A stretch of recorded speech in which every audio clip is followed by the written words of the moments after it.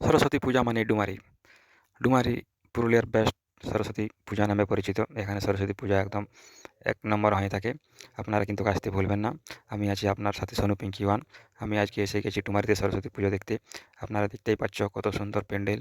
এখানে অনেক দূর দূরান্ত থেকে লোক এসে থাকে পুজো দেখার জন্য।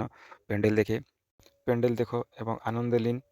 এখানে অনেক সুন্দর সুন্দর প্যান্ডেল বানানো আছে, লাইট সুন্দর লাগানো আছে। এখানে অনেক সুন্দর সুন্দর সরস্বতী মায়ের প্রতিমা আছে। আপনারা দেখুন এবং মজা নিন, আনন্দ উপভোগ করুন।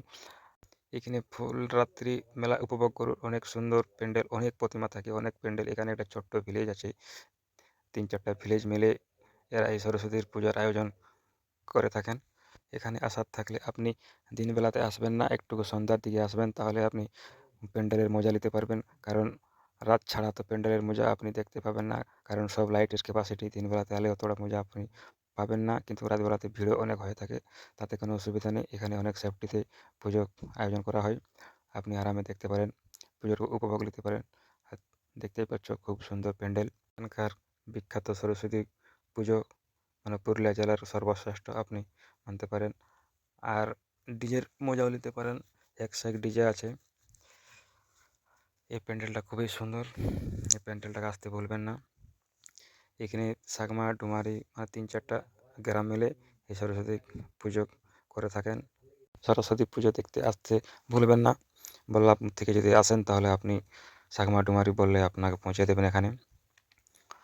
আর আমরা পুরুলিয়া থেকে হলো উরমা, বল্লভপুর অথবা এই বড়বাজার দিক থেকেও আপনি আসতে পারেন। তবে হ্যাঁ, এখানে থাকার কোনো জায়গা নেই, সেভাবে আসবেন। কারণ এটা ছোট্ট গ্রামের মধ্যে হয় এই সরস্বতী পূজার আয়োজন।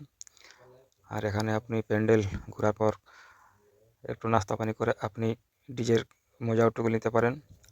ডিজেতে নাচানাচি করার পর যদি ভোগ লেগে থাকে তাহলে আপনি চলে আসুন মিনা বাজারের দিকে। মিনা বাজারও এখানে লাগানো হয়। আর মিনা বাজার দেখে শেষ করে একটু আরাম নিয়ে আপনি নিজের বাড়ি চলে যান। কারণ এখানে থাকার কোনো জায়গা নেই, আমি তো বলে দিচ্ছি আগে। ভিডিওটা ভালো লেগে থাকলে লাইক কমেন্ট সাবস্ক্রাইব করে দেবেন। আজকের মতো ব্লগ এখানে সমাপ্ত করলাম।